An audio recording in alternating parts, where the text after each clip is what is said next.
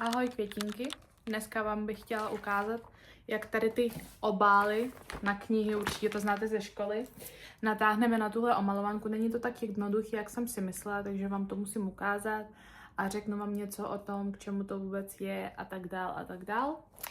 A myslím, že můžeme začít. Takže máme tady tuhletu omalovanku, kterou mám už 2 roky a jak vidíte, je opravdu na tom špatně, je celá pokecaná, nějaká prostě poníčená a všechno možný.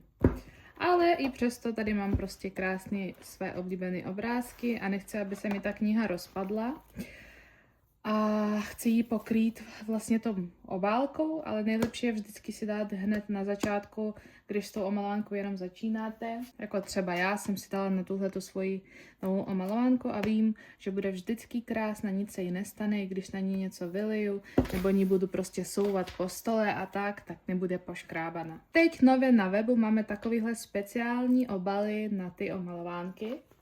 Nějak takhle to vypadá, tady je kapsička, tady je taková jakoby napůl kapsička a pak se to jakoby tam přilepí.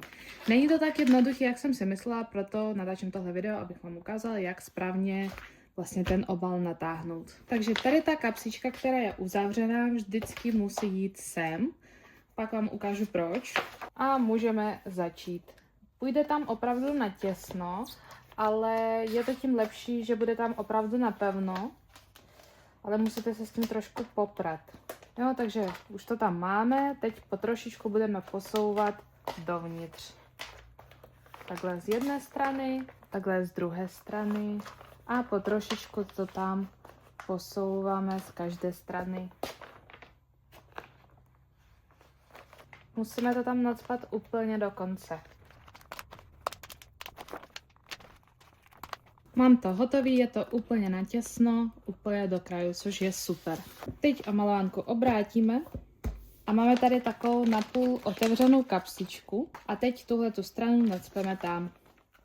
Zase musíme to dělat opravdu pomalinku, aby se nic neroztrhalo, po trošičku to tam nacpeme.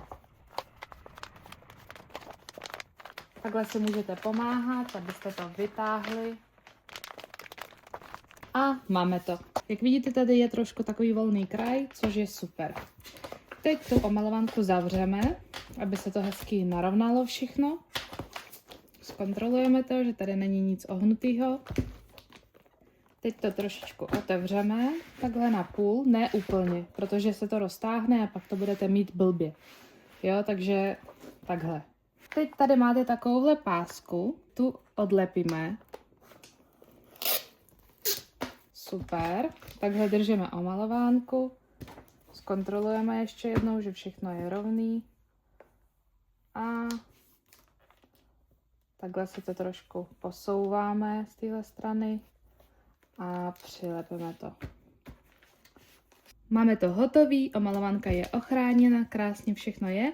A proč vlastně jsme ten volný kraj dělali z tady té strany? Protože tady budete pak mít takový jako trošku ohnutý, tak abyste to neměli v přední části, to máte tady hezky všechno rovný a tady to vlastně nevadí.